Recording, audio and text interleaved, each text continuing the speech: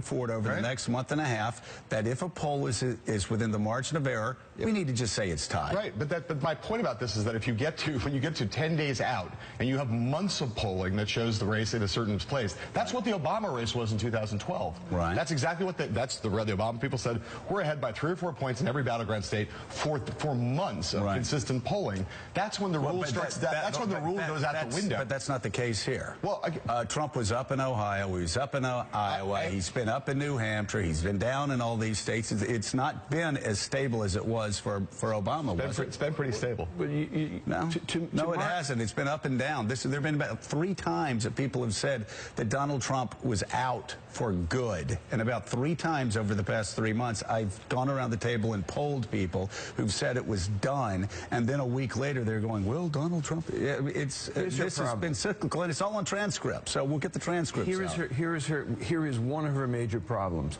And it's anecdotal, okay, but this occurred. On Friday, I voted. And to Mark's point about, 4 in 10 still are wondering about Hillary Clinton and have questions about Hillary Clinton off this latest Jim Comey thing. There is a select group of people out there, voters, I'm going to call them the aggravated voter. Yeah. And they haven't voted yet, and they are available, and you don't know what this is going to trigger in them, but they are aggravated enough that both candidates bother them. Right. So which candidate is going to bother them the least when they finally do vote? And so that's the question. What's your take on all this? Watching this all weekend, I will say, first of all, everyone talks about what Comey did as being outrageous. This was a great, credible man with great integrity a week ago. So I don't really get that. What if there is something big? We're not going to say it was so outrageous. The bottom line is, this all goes back to the server. Something she shouldn't have done. Something that was way more than a mistake. Way more. And this is a self-inflicted, massive wound. And I just kept thinking how I've been on my horse going after Republicans and the Republican Party. You nominated this guy. You nominated Donald Trump. How could you do that? When I'm thinking Democrats nominated someone who is under an FBI investigation for having a private server, among other things. So here we are. Here we are. Here's the deal on the warrant. Here's the deal on the warrant. They finally get the warrant to look at the emails. But here's the way these investigations work in real time.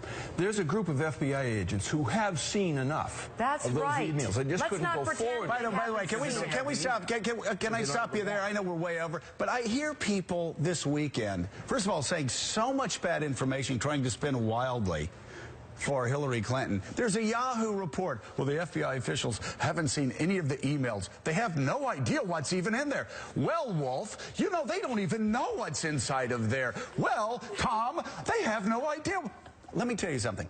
If you really believe that, then please come to 30 Rock and get on my multicolored unicorn at noon, and we will fly to Atlantis together. Listen, the FBI knows enough, Mike. You and I both know.